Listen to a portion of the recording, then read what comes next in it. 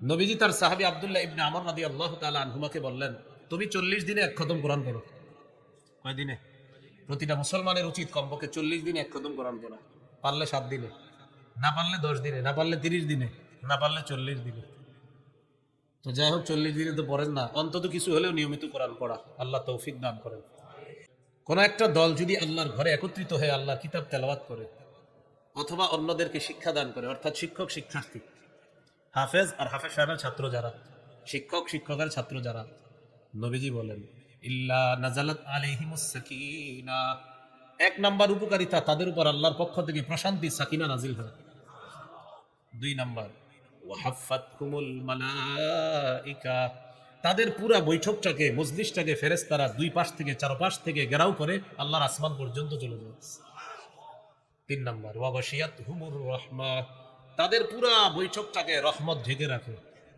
4 number ওয়াযাকারাহুমুল্লাহু fee মান ইনদা, আল্লাহ তাআলা তাদের ব্যাপারে ফেরেশতাদের কাছে আলোচনা করতে থাকে। তেলাওয়াত করব তো ইনশাআল্লাহ।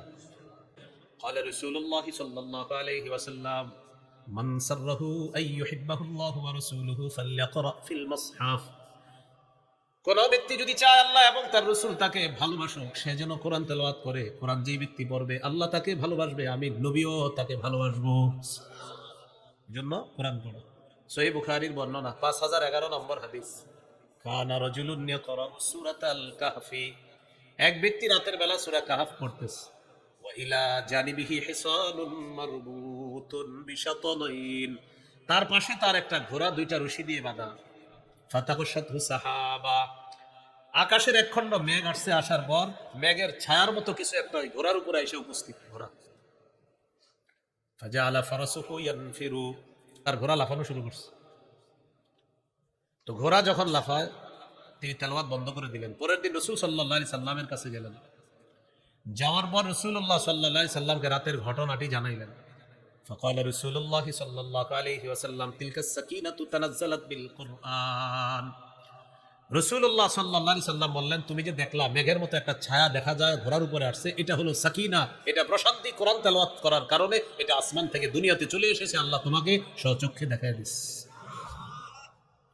এই জন্য কোরআন তেলাওয়াত করবো, বলি ইনশাআল্লাহ। قال رسول الله صلى الله عليه وسلم اقرأوا القرآن فإنه يأتي يوم القيامة شفيعا لأصحابه, রাসূলুল্লাহ সাল্লাল্লাহু আলাইহি সাল্লাম বলেন, তোমরা কোরআন পড়ো, কোরআন কিয়ামতের ময়দানে পাঠকের জন্য সুপারিশকারী হিসাবে উপস্থিত হবে। আল্লাহ আমাদের সকলকে রমজান মাসে, রমজান ছাড়াও বেশি থেকে বেশি কোরআন তেলাওয়াত করার তৌফিক দান করেন।